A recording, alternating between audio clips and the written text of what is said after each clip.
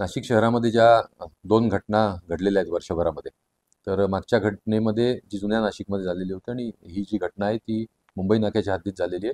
तर त्याच्यामध्ये मागच्या वेळचे पण जे त्याच्यामध्ये डोकी भडकवणारी लोक होती त्यांना आपण आयडेंटिफाय केलेलं आहे आणि त्यांना आपण न्यूट्रलाइज केलं होतं.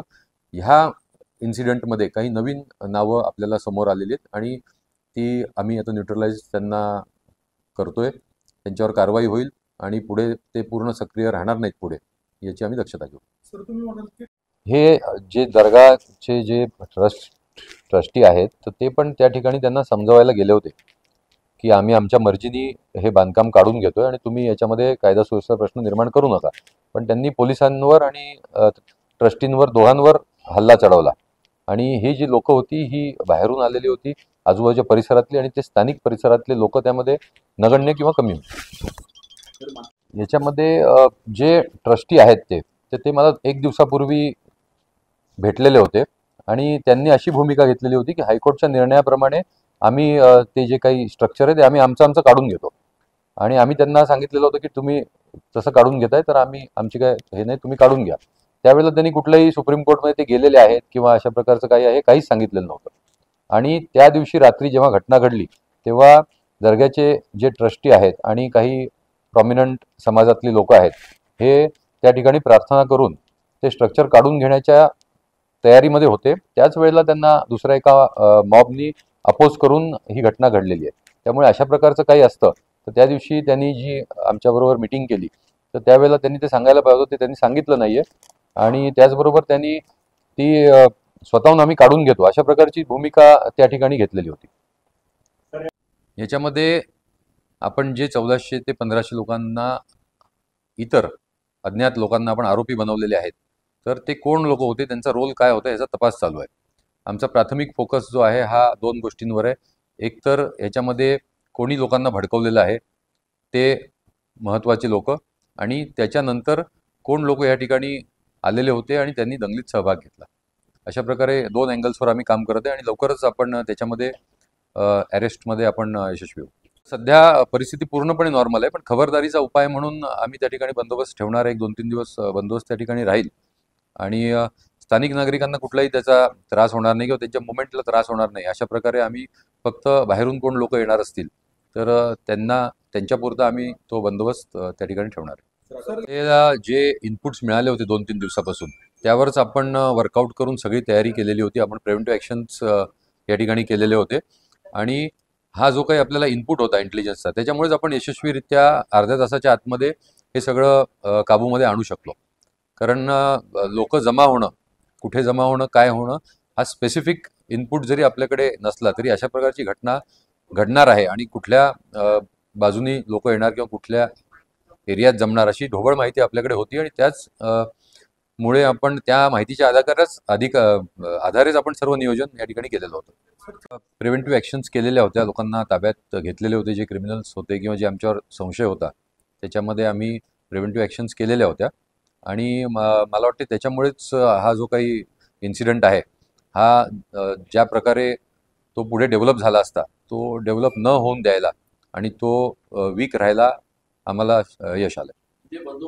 आम्हाला 2-3 दिवसापासून इनपुट्स होते की काही लोकांची माथी भडकवण्याची कामं करत आहेत आणि त्या दृष्टीने आम्ही आमचा बंदोबस्त प्लॅन केलेला होता. SRPFच्या 3 कंपन्या आपण नाशिक शहरामध्ये बोलवलेल्या होत्या. त्याचबरोबर आमचं सर्व पोलीस दल हे अलर्टवर होतं आणि त्यामुळेच ज्या वेळेला इन्सिडेंट झाला त्यावेळेला आपण अतिशय क्विक रिस्पॉन्स आणि स्ट्रॉंग रिस्पॉन्स या ठिकाणी करू शकलो. तर ती जी लोकं आहेत की जी याच्यामध्ये लोकांना भडकवण्यामध्ये ज्यांचा सहभाग आहे तर त्यांची काही नावं आम्हाला मिळालेली आहेत. त्याचबरोबर इतरही काही नावं असतील त्यांचा इन्व्हेस्टिगेशनमध्ये तपास करून त्यांच्यावर कायदेशीर कारवाई करण्यात येईल. आपल्या नाशिकमध्ये किंवा आपल्या समाजामध्ये काही लोक जे सामान्य नागरिक असतात किंवा जे गरीब लोक असतात तर त्यांची माथी भडकवण्याची कामं, त्यांची माथी भडकवून काहीतरी पेटवून द्यायचं आणि स्वतः बाजूला राहायचं अशा प्रकारचे उद्योग करत असतात आणि याच्यामध्ये आपण नेहमी त्यांना काउंटर करत असतो. म्हणजे जर एखादी इमर्जन्सी सिच्युएशन असेल तर त्यावेळेला करतो किंवा नॉर्मल वेळेला पण अनेक इमर्जन्सी सिच्युएशन्स अशा वेळेला अवॉर्ड होतात आमच्याकडून. तर अशा जे काही लोक आहेत तर त्यांच्या ॲक्टिव्हिटीज ज्या आहेत त्या कंटिन्यूस चालू राहतात आणि त्याच्यावर आता ह्या निमित्ताने ही जी काही घटना घडलेली आहे त्या निमित्ताने आपण त्यांच्यावर खूप स्ट्रॉंग कारवाई करू शकतो असा माझा विश्वास आहे.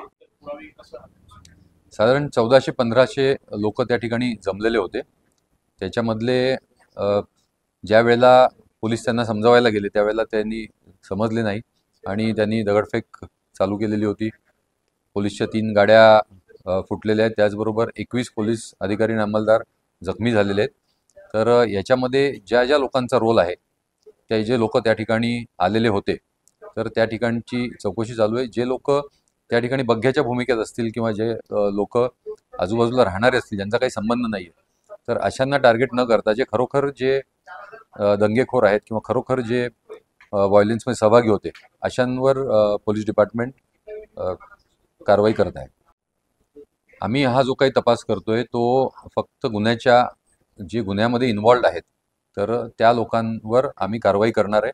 ते त्यांचा बॅकग्राऊंड काय आहे किंवा ते राजकीय आहेत किंवा नाही आहेत यांचा आमचा काही संबंध नाही. जर कोणी इन्व्हॉल्व असला तरी आम्ही त्याच्यावर कारवाई ही करणार. जी टीम जी आहे ती पोहोचलेली आहे त्या ठिकाणी आणि त्यांनी तिकडचे फॉरेन्सिक एव्हिडन्स गॅदर केलेले आहेत. त्याचबरोबर जे सोशल मीडियावर काही भडकवणारे जे पोस्ट होत्या किंवा जे सर्क्युलेट झालेल्या होत्या व्हॉट्सॲप असेल किंवा सोशल मीडिया असेल तर त्याचं आमचं सोशल मीडिया आमची टीम जी आहे ती मॉनिटर करत आहे. Local police station, crime branch या सगळ्याच्या टीम्स ॲक्टिव्ह आहेत इन्व्हेस्टिगेशनमध्ये, डिटेक्शनमध्ये आणि अरेस्टमध्ये. नाशिक शहरामध्ये जी परवा रात्री जो इन्सिडेंट झालेला होता त्यामध्ये गंभीर स्वरूपाचे गुन्हे दाखल करण्यात आलेले आहेत. रायटिंग आणि अटेम्प्ट टू मर्डर या सेक्शन्स खाली गुन्हे दाखल करण्यात आलेले आहेत. आम्ही स्पॉटवरून 15 आरोपी जे दंगल करत होते त्यांना ताब्यात घेतलेलं होतं. त्याचबरोबर साधारण 70 मोटरसायकल्स आणि बाईक्स आम्ही ताब्यात घेतलेल्या होत्या की जे लोक सोडून पळून गेलेले होते, जी दंगल करणारी लोक होती ती. त्याचबरोबर आमचे जे अधिकारी अंमलदार स्पॉटवर होते त्यांनी ओळखलेले लोक जे आहेत ती साधारण 54-55 लोकांची नावं आम्ही FIR मध्ये टाकलेली आहेत. आणि याच्यानंतर जे 15 लोक अटक झाले तर त्या अटक झालेल्या लोकांना कोर्टात हजर करण्यात आलं. त्यांची पोलीस कस्टडी काल आम्हाला मिळाली आणि त्याच्या इंट्रोगेशनमधून जे अधिक नावं येत आहेत तर त्यांच्यावर कारवाई करण्याचं काम चालू आहे.